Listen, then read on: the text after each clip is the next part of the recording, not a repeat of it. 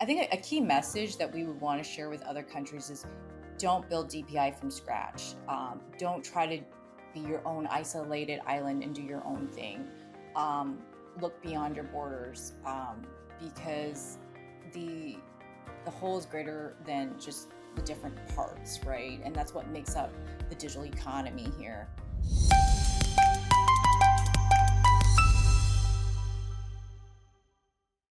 Hi, I'm Elizabeth from Singapore's Infocomm Media Development Authority, IMDA. At IMDA, we drive digital transformation, innovation, and regulatory oversight in Singapore's Infocom and media sector. And we try to help the nation move towards a leading digital economy. IMDA also focuses on talent development, digital inclusion, and international collaboration. In terms of my role, I lead international collaboration on digital public infrastructure, which we all know today as DPI, or what we term in our local Singapore context as digital utilities, DUs. DUs can be understood as a stack of foundational digital functionalities such as digital ID, e-payments, e-invoicing, data exchange, and document attestation. If it helps, just so you can understand the local context and a little bit of our journey, when we talk about utilities, it's in reference to the catalyzing role of traditional physical utilities. Think water, electricity. These are necessary for people and enterprises to participate in the physical economy. For example, a common electricity grid enables people to power their homes and offices. And in the same vein, when we talk about digital utilities, it serve as a foundation for citizens and businesses to engage in the digital economy. So within each pillar of the mentioned digital utilities we have products within. So as mentioned, it's digital ID, payments, document attestation, and data exchange. We call this the SGDU stack, Singapore Digital Utility Stack. And it was developed to achieve the following outcomes. One, the provision of foundational functionality. Two, the harmonization and interoperability. Three, provision of trust and security. And lastly, to facilitate broad based adoption. I guess if you want to understand our starting point in our journey, we recognize that countries are at various stages of maturity in their DPI journey. And we often get questions like, how did you drive the adoption of your national ID? Or how did you build an ecosystem around your stack or digital utilities? Or lately, we've been asked a lot about what's next for Singapore. I think one way we can answer these questions is that it boils down to our executional approach. This is what makes Singapore distinct in our DPI journey. We are a small market and therefore obliged to think about execution that achieves local adoption and scale beyond our borders. We do this by applying an approach of think global, act local. This means establishing cross border interoperability with willing partners to facilitate the flow of economic goods and people, while also focusing on driving local adoption and bring value to our people and enterprises. And the way we do this, when we talk about us being execution driven, yet focused on global interoperability, is based on four operating principles. First, we align to dominant international standards to ensure scale and connectivity across borders. Second, we build public private partnerships to leverage the private sector's expertise and market reach for product go to market. Third, we facilitate cross border transactions to build a path for sustained interoperability. Lastly, we drive adoption and utilization to kickstart and drive the network effect. I'm going to go into each operating like principle or approach, you want to call it, so that you can get a better understanding of what makes Singapore distinct, as well as case studies of how we execute our DPI accordingly. So for approach number one, I talked about how we try to align to dominant international standards. This is part of our intent to build a path for interoperability. And we do this by working with international organizations to advocate for an open standard. So if you recall our Singapore DPI stack, if you look at the slide, you'll see that this is in the second component of e-payments and e-invoicing. With e-invoicing, this is a digital utility that helps local businesses issue digital invoices in a structured digital format from one nationwide network. The network is based on an open standard called the PEPL network. So we were intentional about our adoption of PEPL. PEPL just stands for EU's Pan-European Public Procurement Online. And we were intentional about that adoption because it's based on open standards and it has the specifications that enable the exchange of recognized machine-readable documents between business partners, and that helps to bridge the interoperability across competing business solutions. This digital utility is an example where we align to international standards because we did not want to build this from scratch. If there's already adoption and scale, be part of that. And so if you look at this slide, you can see the scale of PEPL's adoption and why we coalesced around the standard. There are 20 countries with PEPL authorities, 44 countries that are open PEPL members. And in terms of total number of open PEPL members is about over 500. Now, we recognize that there could be cases where there's no established or common standards. In such instances, we advocate for an open standard by partnering with an authorized international organization. So we did this with our digital utility on document attestation for trade. So we refer to this slide, you see the different levels of engagement with various international organizations at the political, organizational, semantic, and technical level. When we think about our approach, which is our motto of think global, act local, I'd like to go into approach number 2, which is about building public-private partnerships where we leverage the private sector's expertise in market reach and infrastructure management. And the way we go about this is that the way we see is DPI does not need to be entirely built and managed by the government. There's value in activating the P in DPI, which is in service of the public, but enabled by both the private and public players. An example of activating the P for both the public and private players is a way we bring both parties together to drive adoption. We did this with our digital utility I was talking about earlier on e-invoicing. In this diagram, you'll see that Singapore established itself as the PEPL authority, overseeing the implementation and confirmation of technical and service standards. The private sector is responsible for providing the technical infrastructure and solutions for business to access the PEPL network.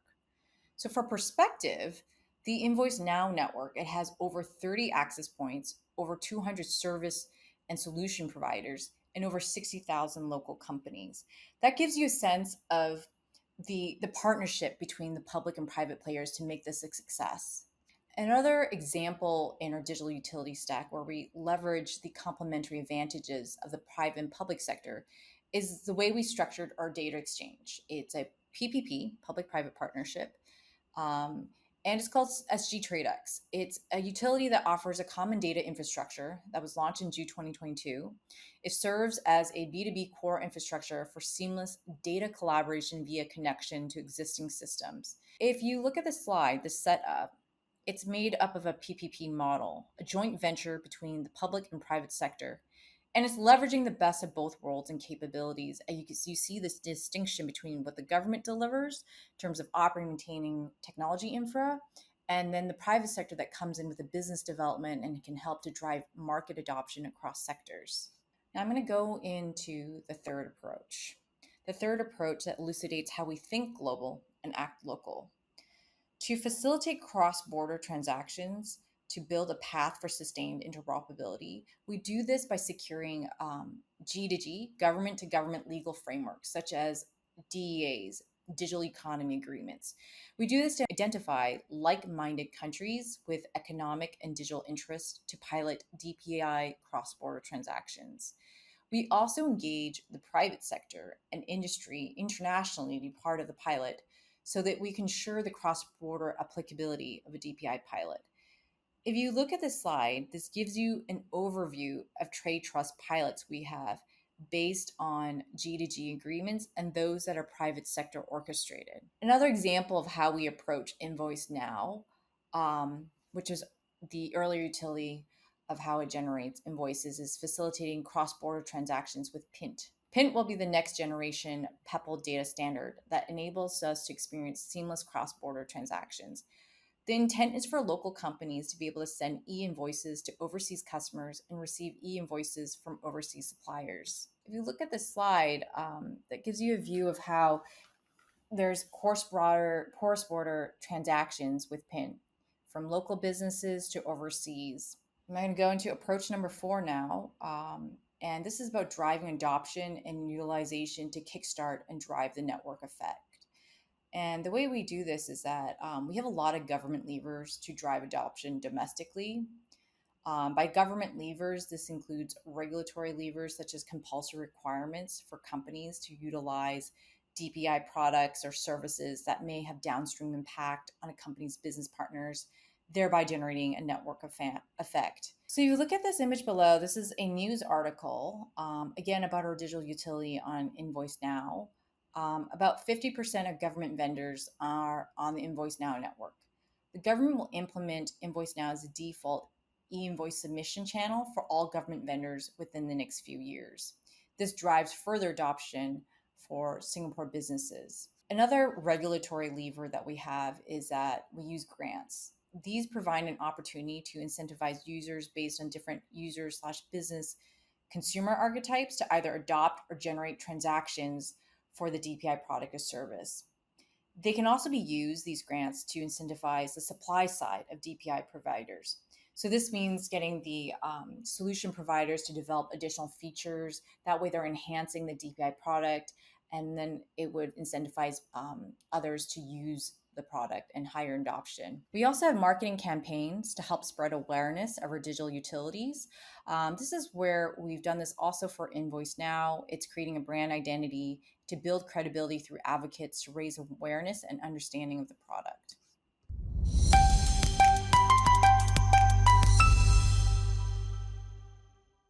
I think a key message that we would want to share with other countries is don't build DPI from scratch.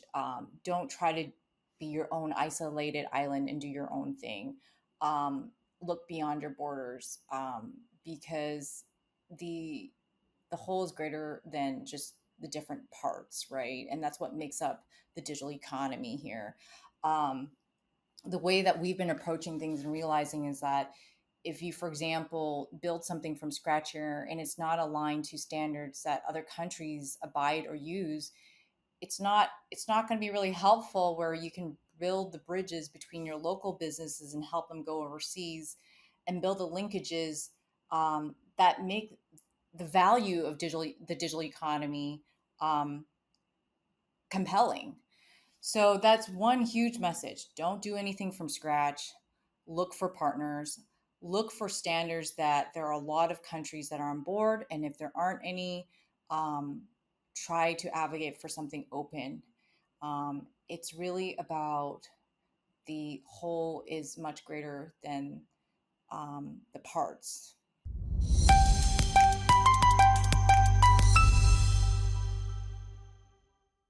10 years ago, we were one organization where we had IMDA as well as GovTech. And GovTech is usually understood across other countries in their ministerial setup is the organization where you have the engineers and developers that do the digital transformation in-house for the government and the ministries. And it was over time that we separated, that we have IMDA now as a function. It's a separate business government entity. It was in the past 10 years. And the rationale for this is that we recognize the need that there is digital transformation required for the government, for public service officers such as myself and many people here today. But there's also a need to serve the economy of businesses. There is a role for the government to take an interventionist stance for perhaps infrastructure that maybe private players don't want to invest or build, but the government could play a role in there, and how we could form PPP partnerships to drive improvement, to drive interoperability, to get plugged into the digital economy. So that was a role of IMDA. We are industry facing, meaning we engage the private sector to solve problems where we help businesses plug into the digital economy. So our journey, it's not your typical journey where I think everyone has different starting points and where they are now, but we're not so much focused just on internal digital transformation.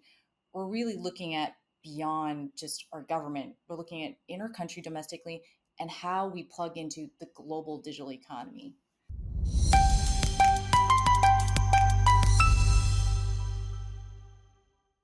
I think some of the challenges that we face is that it's being very crystal clear on what the role of the government is.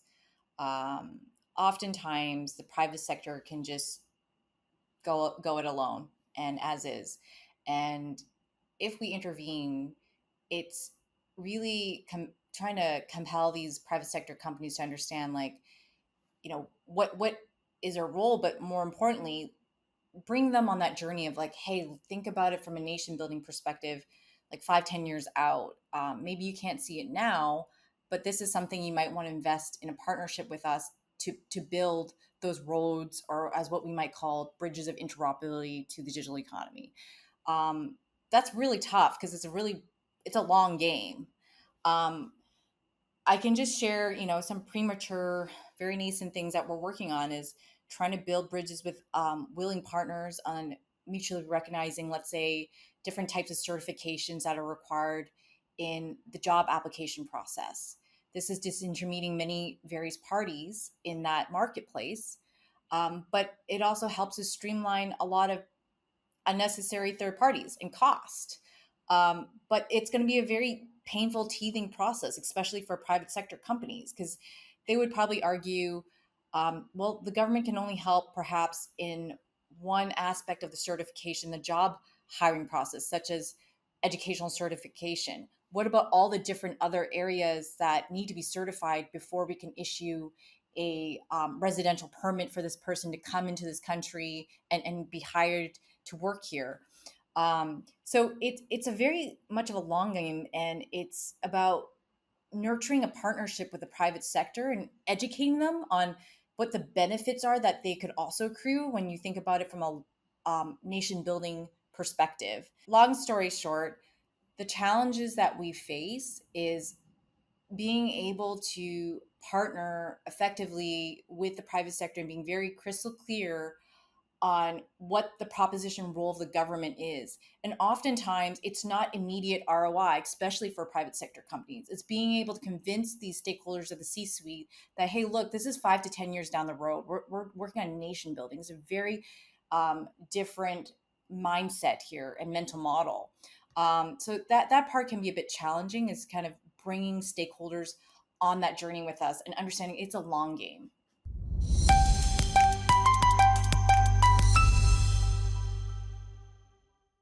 We've been looking a lot at trust technologies. How do we increase trust in the digital economy, especially in transactional markets, where we can streamline intermediaries and make it a lot more frictionless?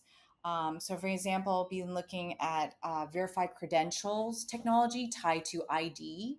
How do we get mutual recognition of, let's say, educational certifications or other essential legal documents across borders, so that we could not just streamline that process, but make it a lot more easier for businesses to work overseas. Um, these are some areas that we've been actively exploring, and we are always out looking for willing partners to collaborate with us in these use case pilots. So that is what our current focus is for at least the next 6 months to a year.